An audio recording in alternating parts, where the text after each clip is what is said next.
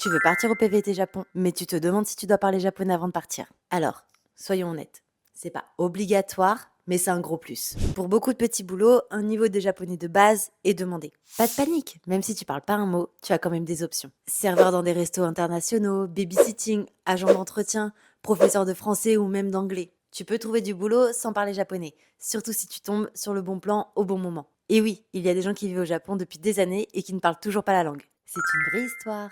Mais attention, si vous ne parlez pas japonais, l'anglais est quasiment indispensable. Si vous ne parlez que le français, vous serez limité à des postes avec peu de contacts.